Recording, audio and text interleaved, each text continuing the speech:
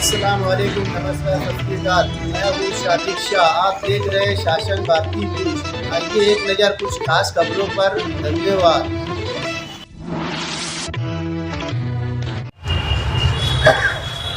इसीलिए हम लोगों ने माइनॉरिटी डिफेंस कमेटी बनाई और आज हमने एक प्लेटफार्म तैयार किया है जो अलग अलग पार्टियों के जिम्मेदारान आज मंच पर है और लीगल लड़ाई के लिए, कानूनी लड़ाई के लिए एडवोकेट अजीम खान साहब, एडवोकेट तौसीफ साहब, एडवोकेट हिदायतुल्लाह साहब भी मंच पर है। हमने ये फैसला किया है कि जो मालेगांव को बदनाम किया जा रहा है, मुसलमानों को बदनाम किया जा रहा है, अलग अलग रोहिंग्या के नाम पर, बांग्लादेशी के नाम पर, फंड के नाम पर, तो इसके लिए आज कानूनी तौर पर भी और जमहूरी तौर पर भी आज बीजेपी और उनके लीडरान जो इल्ज़ाम लगा रहे हैं उनका जवाब देने के लिए हमने ये प्लेटफार्म तैयार किया। और हमारी आज ये प्रेस कॉन्फ्रेंस, आज यहाँ से हमारी शुरुआत होगी और हम हर लड़ाई करने के लिए, चाहे वो कानूनी हो, चाहे वो जमहूरी तौर पर रास्ते पे उतरना हो, चाहे धरना आंदोलन करना हो, या हम लोगों को ये लड़ाई मंत्रालय तक ले जाना हो, हमारी मुकम्मल तैयारी हमने की है और इसीलिए आज की ये प्रेस कॉन्फ्रेंस हमने रखा है। हमारा जो एजेंडा हमने बनाया है, ये जो प्लेटफार्म बना, हमारी कौन सी लड़ाई होगी? हमारा सिंपल एजेंडा है कि रोहिंग्या मुसलमान के नाम पर जो शहर को बदनाम किया जा रहा है, हमको कानूनी तौर पर भी लड़ाई लड़ना और साथ में वक्फ बोर्ड का जो बिल, केंद्र सरकार जो बिल पेश करने वाली है पार्लियामेंट में, जो जॉइंट पार्लियामेंट कमेटी बनी, जायजा लिया गया और जायजा लेने के बाद अब ये समझ में आ रहा है कि आइंदा पार्लियामेंट के सेशन में वो बिल पेश किया जाएगा और वो लागू कर दिया जाएगा अक्सरियत की बुनियाद पर और हमारे इख्तियार छीन लिए जाएंगे। वक्फ बोर्ड के जो मेंबरान होते हैं उसके अंदर 100% अभी के कानून के मुताबिक मुसलमान ही होते हैं। जो ट्रिब्यूनल कोड चलता है उसके अंदर भी मुसलमानी जज होते हैं। ये सब इख्तियार निकालने के साथ साथ में ये तमाम इख्तियार वो कलेक्टर को देना चाहते हैं और इसके लिए हमने ये तय किया है कि वक्फ बोर्ड के लिए भी लड़ाई लड़ी जाएगी।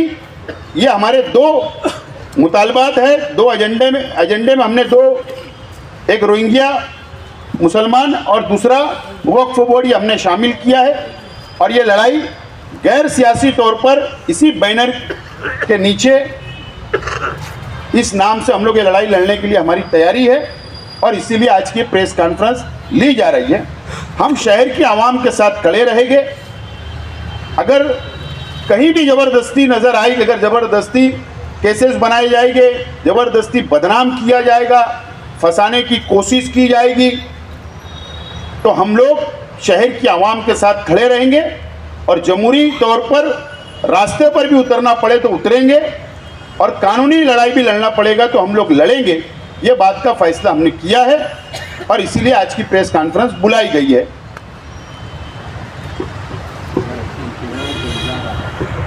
सिक्योरिटी डिफेंस कमेटी की तरफ से रखी गई है। आपके सामने अभी आसिफ भाई ने डिटेल से बात रखी। हमारा मकसद इस कमेटी को बनाने का ये है कि जिस तरीके से मालेगांव शहर की बदनामी हो रही है, ये मुस्तकबिल में इस शहर के लिए अच्छा नहीं रहेगा। हमारे यहाँ 2006 को बम ब्लास्ट हुआ, उसके बाद मालेगांव के ही लोगों को गिरफ्तार किया गया और मालेगांव की बदनामी मुसलसल होती रही।